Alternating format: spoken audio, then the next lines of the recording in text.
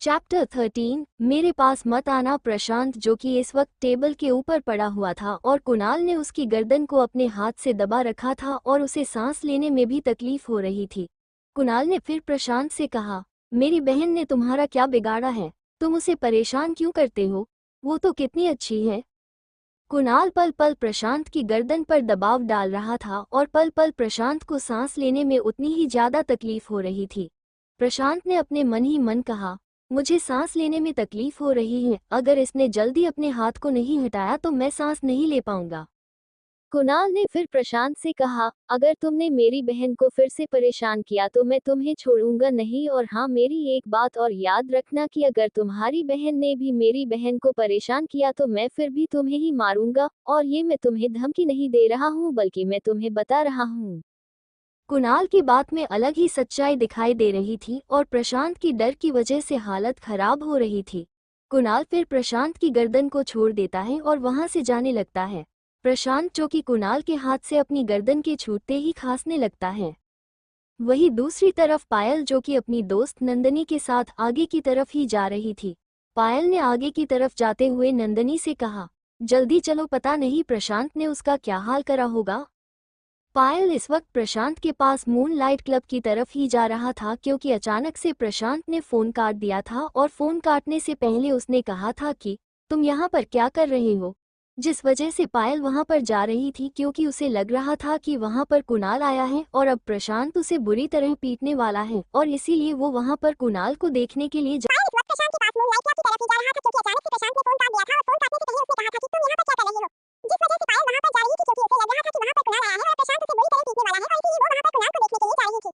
पायल फिर moonlight club के सामने आ भी गई थी और वो अंदर जाने ही वाली थी कि तभी उसे अंदर से एक लड़का बाहर आता हुआ दिखाई देता है और उस लड़के को देखकर वो घबरा जाती है।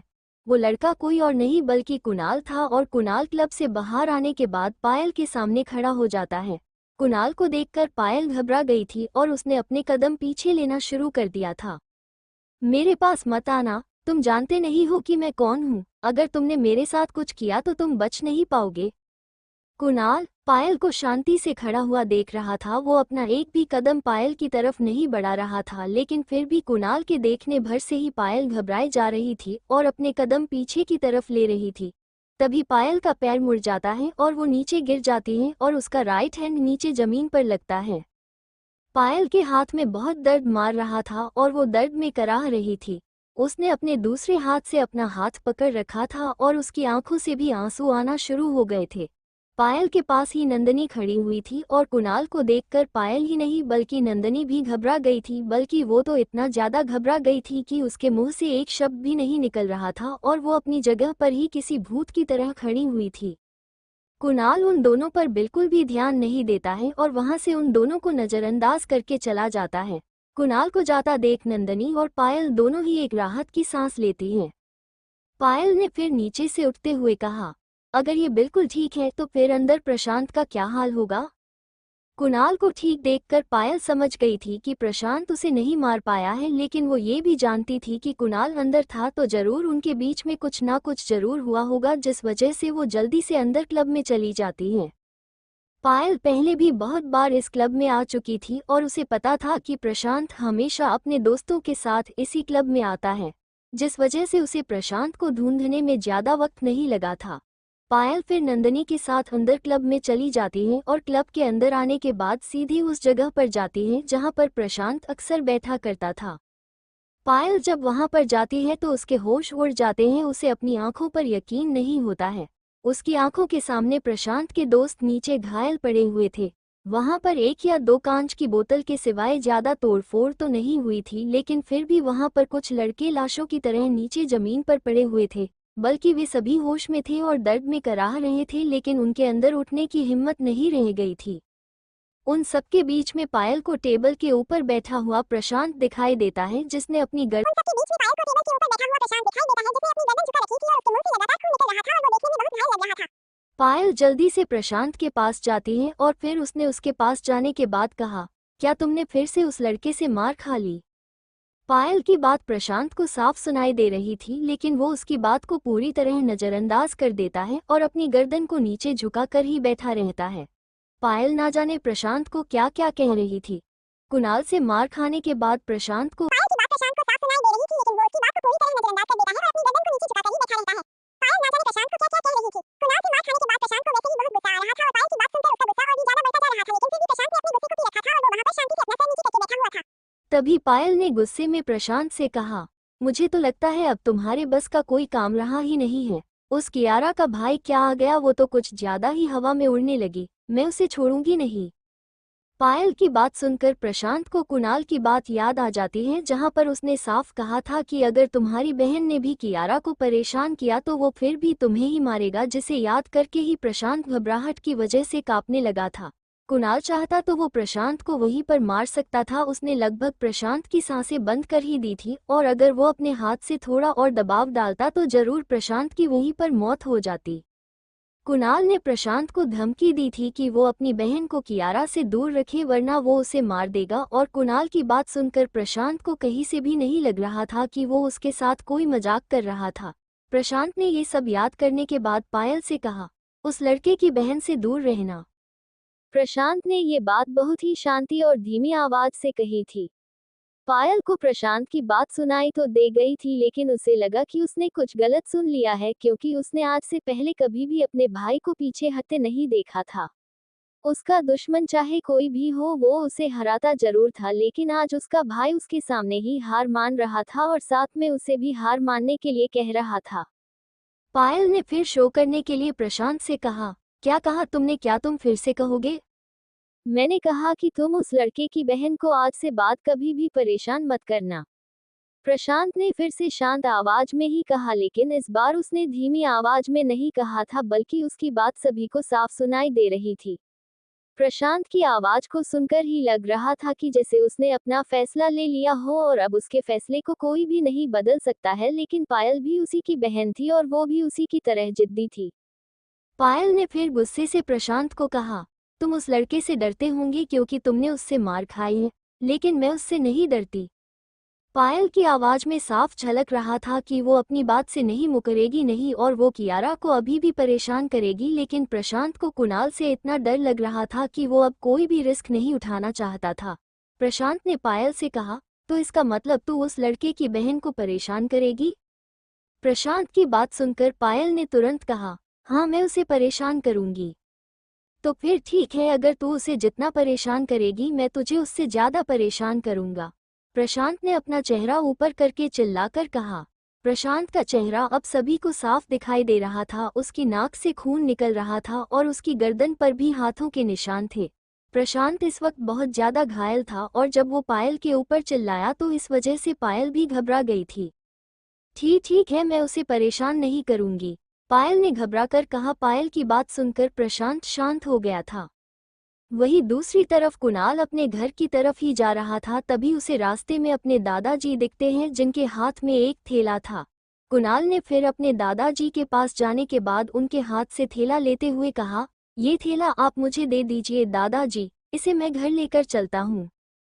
कुणाल को देखकर दादाजी खुश हो गए थे और उन्होंने कुणाल के हाथ में अपना थैला दे दिया था और वे दोनों एक साथ घर जाने लगे थे। दादाजी ने फिर चलते हुए कहा, बेटा तुम्हें पता है आज सब्जी लेने में क्यों आया हूँ? नहीं, कुणाल को इस बारे में कुछ नहीं पता था और उसने ये बात दादाजी से कह दी थी और फिर दादाजी ने कुणाल को बताते हुए कहा, क्योंकि आज कियारा का एक्सीडेंट हुआ है और उसने मुझे बताया कि तुमने उसकी पट्टी की थी। दादाजी की बात सुनकर कुणाल ने कहा, हाँ मैंने उसकी पट्टी की थी और जब मैंने उससे पूछा था कि उसे क्या हुआ है तो उसने मुझे बताया था कि उसका एक बाइक से एक्सीडेंट हो गया था। मैंने उसे हॉस्पिटल जाने के लिए भी कहा था, लेकिन उसने मुझे हॉस्पिटल जाने से मना कर दिया था। कुणाल की बात सुनकर दादा ही ने कहा, वैसे मुझे कियारा के घायल होने की वजह से हैरानी नहीं हुई थी, क्योंकि वो अक्सर इसी तरह घायल होकर ही घर आती थी और जब मैं उससे पूछता था तो वो मुझे इसी तरह के कुणाल की बात सुनकर दादाजी ने कहा, वैसे मुझे कियारा के घायल होने की वजह से हैरानी नहीं हुई थी, क्योंकि वो अक्सर इसी तरह घायल होकर ही घर आती थी और जब मैं उससे पूछता था तो वो मुझे इसी तरह के बहाने बनाकर बताती थी कि मेरा एक्सीडेंट हो गया है, लेकिन मैं आज तक उसकी परेशानी को नहीं समझ पाया हूँ, जबकि वो मेरी हर परेशानी को समझती है। इतना कहकर दादाजी ने एक पल के लिए रुककर कहा, मुझे तो ये भी पता नहीं है कि मैं कियारा की परवरिश अच्छे से कर भी रहा हूँ या नहीं। मैंने कभी उसे ज्यादा प्यार नहीं दिया, मैंने हमेशा ही उसे अच्छे स्कूल में पढ़ाने के लिए काम किया है, लेकिन मुझे नहीं पता है कि वो मुझसे खुश है भी या नहीं। तो दादाजी कुणाल से क्या कहने की कोशिश कर रहे थे, और क्या कुणाल दादाजी को बता देगा कि उसने कियारा की प्रॉब्लम सॉल्व करने के लिए फाइट की है? क्या कुणाल ने एमएलए के बेटे को मारकर कुछ गलत कर दिया था? इन सारे सवालों। चैप्टर 14। एक बड़ा गैंगस्टर कुणाल और दादाजी दोनों ही घर की तरफ जा रहे थे और दादाजी कुणाल को कियारा के बारे में बता रहे थे। दादाजी ने कुणाल से कहा, जब तुम्हारी माँ और पापा का एक्सीडेंट हुआ था तो मेरे पास जीने की कोई वजह नहीं बची थी। उस वक्त एक कियारा ही थी जिसकी वजह से मैं अभी तक जिंदा हूँ और उसने मेरे लिए बहुत कुछ किया है, लेकिन मैं उसके लिए कुछ भी कर पाया हूँ। दादाजी ने फिर एक गहरी सांस लेकर कहा, कियारा जब घर पर घायल होकर आती है तो मुझे उसके लिए बहुत ही ज्यादा बुरा लगता है, लेकिन वो मुझे कभी भी सही बात नहीं बताती है। वो हमेशा ही कोई ना कोई बहाना बना देती है। मुझे तो लगता है कि वो मुझे परेशान नहीं करना चाहती है। दादाजी के चेहरे पर कियारा के लिए दुख साफ दिखाई दे रहा था और उन्हें इस बात का अफसोस भी था कि वे कियारा को वो प्यार नहीं दे पाई जिसके वो लायक थी। कुणाल ने फिर दादाजी से कहा, आपको चिंता करने की जरूरत नहीं है दादाजी, अब आज के बाद से कियारा का कभी भी एक्सीडेंट नहीं होगा। कुणाल एक प्रकार से दादाजी को कहना चाहता था कि उसने सब कुछ ठीक कर दिया है, और कुणाल की बात दादाजी भी समझ गए थे, जिस वजह से उनके चेहरे पर भी एक मुस्कुराहट आ गई थी और फिर वे दोनों घर चले गए थे। वहीं दूसरी ओर सिटी के सबसे बड़े हॉस्पिटल के एक रूम के अंदर प्रशांत बेड के ऊपर बैठा हुआ था और उसकी गर्दन और हाथ के ऊपर प्लास्टर हो रहा था। प्रशांत को देखने से ही लग रहा था कि उसे कितनी बुरी तरह मारा गया है, और उसके सामने उसके मॉम डैड खड़े हुए थे और वहीं पर पायल भी मौजूद थी, जिसके हाथ में भी प्लास्टर लग रहा था। प्रशांत के डैड एमएलए हैं, जिस वजह से वे ऐसा कामों से बचते हैं जिसकी वजह से उनकी बदनामी हो, लेकिन उनके दोनों बच्चे खुलेआम स्कूल में बच्चों को परेशान करते हैं और यहाँ तक कि उन्हें मारते भी हैं। इतना ही नहीं बल्कि प्रशांत तो दूसरों बच्चों से उनके पैसे भी छीनता है, जबकि वो खुद एक अमीर फैमिली से था। प्रशांत के डैड ने प्रशांत को गुस्से से चिल्लाकर कहा, तुझसे तो मुझे और कुछ उम्मीद भी नहीं रही है। पहले तो तू घर पर घायल होकर आता था, लेकिन आज तो तेरी इतनी बुरी हालत हो गई है कि तू यहाँ हॉस्पिटल में है। प्रशांत के डैड को प्रशांत के ऊपर चिल्लाता देख उसकी मॉम ने उन्हें चुप कराते हुए कहा, आप मेरे बेटे पर क्यों भड़क रहे हो? गलती इसकी बल्कि उस लड़के की है जिसने कि उसे मारा है। तुम्हारे इसी लाड़ प्यार की वजह से आज ये यहाँ हॉस्पिटल में है, प्रशांत के डैड ने गुस्से में कहा। प्रशांत की मॉम ने फिर गुस्से में पायल की तरफ इशारे करते हुए कहा, अगर सारी गलती मेरे बेटे की है तो आप बताइए उस लड़के ने पायल का हाथ क्यों तोड़ा? प्रशांत की मॉम की बात सुनकर उसके डैड पायल की तरफ देखते हैं और पायल के हाथ को देखने के बाद वे कुछ नहीं कहते हैं, क्योंकि पायल ने उन्हें यही बताया था कि उसका हाथ भी कुणाल ने ही तोड़ा है, और अगर कुणाल की लड़ाई प्रशांत के साथ थी तो उसे पायल को इन सब के बीच में नहीं लाना चाहिए था।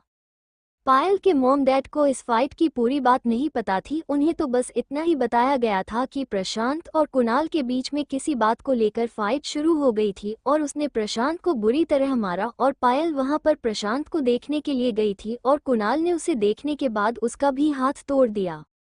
ये सारी कहानी पायल ने बनाई थी और इस बात के बारे में ज्यादा प्रशांत को भी नहीं पता था। प्रशांत तो अपने सारे मामले खुद ही देखता था, उसने आज से पहले कभी भी अपने मॉम डैड की मदद नहीं ली थी और आज भी पायल ने ही उसके मॉम डैड को यहाँ पर बुलाया था। प्रशांत तो इस बारे में कभी अपने घर बताता भी नहीं, लेकिन पायल ने कुणाल से बदला लेने के लिए एक झूठी कहानी बनाई, क्योंकि वो जानती थी कि उसके मॉम डैड जरूर कुछ ना कुछ तो करेंगे ही। प्रशांत के डैड कुछ भी नहीं कह रहे थे और फिर उन्होंने वहां से जाते हुए कहा, तुम दोनों अभी हॉस्पिटल में ही रहकर आराम करो, तुम्हें अभी स्कूल जाने की जरूरत नहीं है। इतना कहकर प्रशांत के डैड उस रूम से बाहर चले गए थे और फिर उसकी मॉम ने प्रशांत से कहा, बेटा तुम्हें चिंता करने की जरूरत नहीं है, तुम्हारी मॉम सब कुछ संभाल लेगी और मैं उस लड़के को भी नहीं छोड़ूंगी। इतना कहकर उसकी मॉम भी रूम से बाहर चली गई थी और उन दोनों के जाने के बाद पायल तो सोफे पर बैठ गई थी और प्रशांत एकटक पायल को ही देख रहा था। प्रशांत को अपनी तरफ देखता देख पायल को अजीब लग रहा था और फिर उसने प्रशांत को नजर हटाने के लिए कहा, तुम मुझे क्यों घूर रहे हो? तुम्हारा हाथ कैसे टूटा? प्रशांत ने पायल की बात का जवाब देने की बजाय उससे उल्टा सवाल किया। प्रशांत का सवाल सुनकर पायल ने दूसरी तरफ मुंह करते हुए कहा तो था उस लड़के ने मेरा हाथ तोड़ा है। पायल की बात सुनने के बाद भी प्रशांत उसे ही देखे जा रहा था, जैसे कि उसे उसकी बात पर यकीन ना हो, और फिर उसने एक शांत आवाज में कहा, सच सच बता। प्रशांत की बात सुनकर पायल ने गुस्से में झुंझलाते हुए कहा, अब तुम्हें अपनी बहन पर भी भरोसा नहीं रहा, और क्या तुम्हें उस लड़के पर भरोसा है वो ऐसा नहीं कर सकता? प्रशांत ने कहा, हाँ मुझे उस पर भरोसा है कि वो ऐसा नहीं कर सकता है। प्रशांत की बात सुनकर पायल को उसके ऊपर गुस्सा आ जाता है और वो गुस्से में उठकर वहां से जाते हुए कहती है, मुझे लगता है उससे मार खाने के बाद तुम्हारे दिमाग पर भी चोट लग गई है, जब ही तो तुम ऐसी बात कर रही हो। इतना कहकर पायल रूम से बाहर चली गई थी और प्रशांत वहीं बेड पर बैठा रह गया था। प्रशांत पायल को अच्छे से जानता था और उसे पता था कि पायल अपना बदला लेने के लिए किसी भी हद तक जा सकती है, और उसे ये भी पता था कि वो कियारा को सिर्फ इसलिए परेशान करती थी कि जिस लड़के को वो पसंद करती थी उस लड़के ने कियारा को प्रपोज कर दिया था। पायल को जब इस बारे में पता चला था तो उसने उस लड़के को भी बहुत परेशान किया था, लेकिन फिर वो लड़का स्कूल छोड़कर दूसरे स्कूल में चला गया था, लेकिन कियारा उसके साथ ही पढ़ती रही थी और ये उसे परेशान करती आ रही थी। प्रशांत ने पायल को ये करने से कभी इसलिए नहीं रुका था क्योंकि वो खुद एक गुंडा था, और इतना ही नहीं बल्कि उसने एक गैंग भी ज्वाइन कर रखी थी और वो दूसरों को परेशान किया करता था। प्रशांत ने फिर एक गहरी सांस लेकर अपने आप से कहा, मुझे उस लड़के के लिए बुरा लग रहा है क्योंकि अब इस बारे में मॉम को पता चल गया है। प्रशांत जानता था कि उसकी मॉम उसे कितना ज़्यादा प्यार करती है और वो उसके लिए किसी भी हद तक जा सकती है, और अगर अब उसकी मॉम ने कहा था कि वो उस लड़के को नहीं छोड़ेगी तो इसका मतलब वे उस लड़के को नहीं छोड़ेगी। वही हॉस्पिटल के अंदर प्रशांत की मॉम और डैड चल रहे थे और फिर तभी प्रशांत के डैड ने उसकी मॉम से कहा, ये बच्चों के बीच की लड़ाई है, तुम इनके बीच में मत आना। प्रशांत के डैड की बात सुनकर उसकी मॉम ने कहा, आप ये कैसे कह सकते हैं? आपने देखा नहीं उसने मेरे बच्चों की क्या हालत कर दी है, मैं उसे ऐसे ही नहीं छोड़ सकती हूँ। प्रशांत की मॉम की बात सुनने के बाद उसके डैड उन्हें कुछ पाते तभी प्रशांत की मॉम ने शांति से कहा, मैंने इस बारे में किंग को बता दिया है। प्रशांत की मॉम की बात सुनकर उसके डैड हैरान हो गए थे और वे अपनी ही जगह पर रुक गए थे, और फिर उन्होंने गुस्से से चिल्लाते हुए कहा, तुम पागल हो गई हो क्या? तुम्हें किंग का नंबर कहाँ से मिला? अरे तुम्हें पता भी है क्या किंग है कौन? प्रशांत के डैड को चिल्लाते देख उसकी मॉम ने उसे चिल्लाते हुए कहा, पहले तो आप शांत हो जाइए, इस वक्त हम हॉस्पिटल में हैं। प्रशांत की मॉम की बात सुनकर उसके डैड एक गहरी सांस लेकर शांत होते हैं और फिर से शांति से चलने लगते हैं, और तभी प्रशांत की मॉम ने कहा, हाँ मुझे पता है किंग कौन है, वो एक बहुत बड़ा गैंगस्टर है और आपके जितने भी बुरे काम हैं उन्हें वो ही करता है, और वही बात नंबर की तो वो मैंने आपके फ़ोन से लिया है। प्रशांत की मॉम की बात सुनकर उसके डैड ने कुछ सोचने के बाद कहा, वैसे क्या किंग तुम्हारी बात मान गया? क्योंकि अक्सर वो ऐसे काम करता नहीं है, वो सिर्फ उन्हीं काम को करता है जो उसे अच्छे लगते हैं, और जहाँ तक मुझे पता है वो किसी स्कूल के बच्चे को मारने के लिए तो कभी भी तैयार नहीं होता। प्रशांत के डैड की बात सुनकर उसकी मॉम ने मुस्कुराते हुए कहा, हाँ उसने पहले मुझे मना कर दिया था, लेकिन फिर मैंने उसे 1 महीने एक छुट्टी और एक यामाहा देने की बात की जिस वजह से वो मान गया। प्रशांत की मॉम की बात सुनकर प्रशांत के डैड ने कहा, तुम्हें पता भी है जिस बाइक को देने की बात तुमने की है उसकी कीमत क्या है? मेरे बच्चों का बदला लेने की कोई कीमत नहीं है। प्रशांत की मॉम ने तुरंत कहा, और फिर प्रशांत के डैड ने भी उन्हें आगे कुछ नहीं कहा था।